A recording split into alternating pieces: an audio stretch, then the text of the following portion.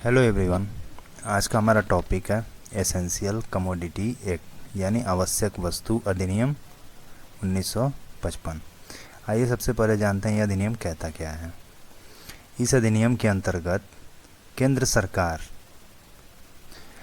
सरकार दुकानदारों को जरूरी वस्तुओं के अधिक भंडारण और कालाबाजारी करने से रोकता है।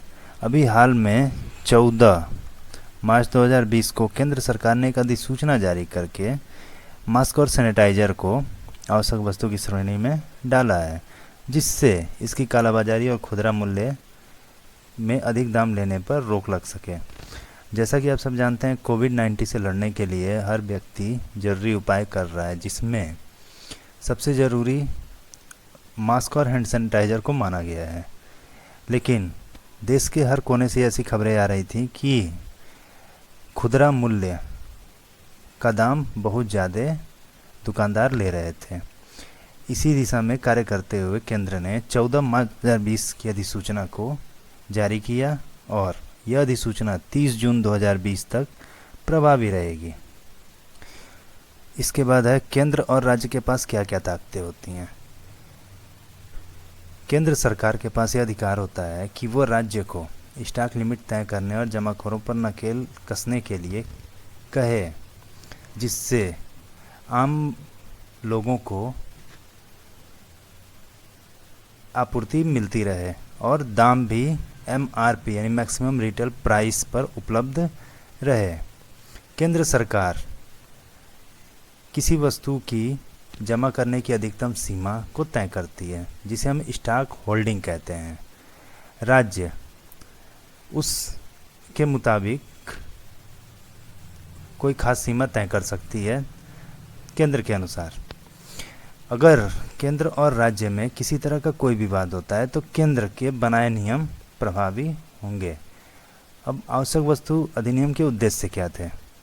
इसका उद्देश्य है सबसे ज़रूरी कि देश में आवश्यक वस्तुओं की निर्बाध आपूर्ति बनाए रखना, यानी आम लोगों तक आवश्यकता के सामान आसानी से पहुंचाना और उस वस्तु के एक निर्धारित दाम तय करना। जैसे अभी मास्क के मामले में सरकार ने किया है। 2 प्लाई मास्क का अधिकतम मूल्य सरकार ने 16 रुपये तय किया है। उसके बाद आवश्यक वस्तुओं का अनावश्यक भंडारण रोकना और उसकी कालाबाजारी रोकना। जैसा कि आप सब जानते हैं कि अगर जो चीज़ आवश्यक होती है, दुकानदार उस चीज़ की स्टॉक रखना शुरू कर देते हैं, जिससे मार्केट में उस वस्तु का दाम बढ़ने लगता है। तो केंद्र सरकार राज्यों को यह अधिकार देती है कि वह एक निश्चित सीमा में दुकानदार को स्टॉक रखने की छूट प्रदान। अब इसमें आइए देखते हैं कौन कौन सी वस्तुएं इसमें शामिल हैं। जैसे कि कोई भी अगर वर्तमान स्थिति है, उसके अनुसार आवश्यक वस्तु अधिनियम में संशोधन किया जा सकता है। राज्य भी अपने हिसाब से संशोधन कर सकते हैं, जैसा कि राज्यों को लगे। अगर राज्य में कोई प्राकृतिक आपदा हो, चाहे मौसम परिवर्तन हो, बाढ़ इत्यादि, अगर ऐसी कोई आपदा आती है तो राज्य भी अपने हिसाब से इसमें संशोधन कर सकते हैं। जैसे कि कुछ फरवरी 2002 में 12 वस्तुओं को पूरी तरह से और एक वस्तु को आंशिक रूप से हटा दिया गया है। अब आइए अगला देखते हैं इसमें कौन कौन सी वस्तुएं हैं। सबसे पहले इसमें पेट्रोलियम है, पेट्रोलियम और उससे संबंधित उत्पाद, खाद्य सामग्री, जूट और वस्त्र, उर्वरक और हैंड सैनिटाइजर और मास्क, जो 14 मार्च 2020 को आवश्यक वस्तु घोषित किया है।